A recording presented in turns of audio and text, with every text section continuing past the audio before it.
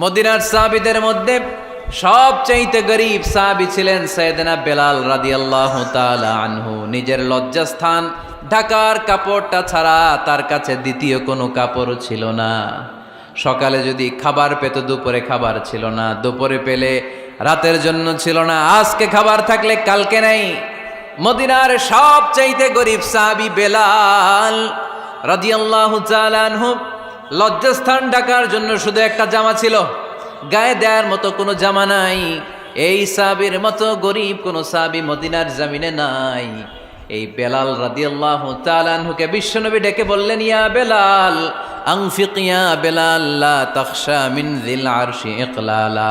ও বেলাল, আল্লাহর রাস্তায় দান করো, কারণ আমার আল্লাহর ধনভাণ্ডারের কমতি নাই। সাইয়েদনা বেলাল রাদিয়াল্লাহু তাআলা আনহু সবচেয়ে গরীব। শুনতেছেন? বুঝতেছেন? সবচেয়ে গরীব। ডাউন পার্টটা ঢাকার মতো একটা গার্মেন্ট ছিল, একটা কাপড়, এটা পেঁচায় আসতো, নামাজ পড়তো। গায়ে রাখার মতো কোনো জামা নাই, আর খাবার দাবার টাকা পয়সা বলতে নাই। ওই সাহাবীরে বিষ্ণু ইসা ইসলাম বললেন, আনফিক বেলাল, বেলাল তুমিও দান করো, তুমিও দাও, দানের হাতকে প্রশস্ত করে দাও। আনফিক ইয়া আদম উনফিক আলাইক, হে বানি আদম দাও, দিলে আমি তোমারে দেব। এটা হুজুরে দিয়ে দিলাম, এরপরে কেউ আমার 20 কেজি দিলে ওইটা ধরবো, ওইটা আবার আরেকজনকে দিব, এরপরে আরেকজন 30 কেজি দিলে ওইটা ধরবো। কথা বলেন, কথা বলেন, কথা বলেন। এজন্য আল্লাহ বললেন, ইনফিকুনা ফিস সাররাই ওয়াদ দাররা।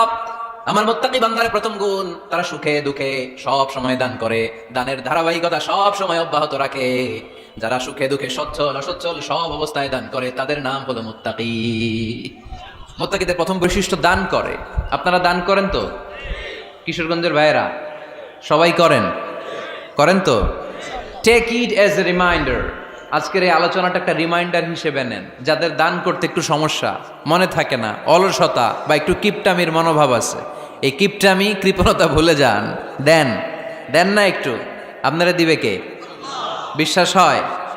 দিলে বাড়ে, দিলে না দিলে কমে। কারণ আপনি দিলে আপনারে দিবে কে? তবে গোপন অবস্থায় দেওয়াটা উত্তম।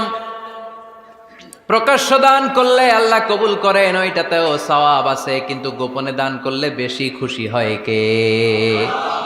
গোপনে দান করলে আল্লাহর রাগ ক্রোধ কমে যায়। আপনার কোনো পাপের কারণে আল্লাহ যদি আপনার উপর রেগে থাকে, আপনি গোপনে কিছু দান করে দেন, ওই রাগটা মুহূর্তেই ঠান্ডা হয়ে যাবে। 7 শ্রেণীর ব্যক্তিকে আল্লাহ তাআলা আরশের নিচে ছায়া দিবে কিয়ামতের দিন, যেদিন আকাশের সূর্যটা মাথার কাছে চলে আসবে, জমিনটা তামার জমিন হয়ে যাবে, তৃষ্ণায় মানুষের জিহ্বা বের হয়ে কুকুরের মতো নাভির সামনে ঝুলতে থাকবে। সূর্যের প্রচন্ড কিরণ আর তাপে মাথার মগজগুলো গলে গলে নাকের ছিদ্র আর কানের ছিদ্র দিয়ে ভাতের মাড়ের মতো টপ টপ করে বেয়ে বেয়ে পড়বে। আল্লাহর আরশের ছায়া ছাড়া সেদিন আর কোনো ছায়া থাকবে না।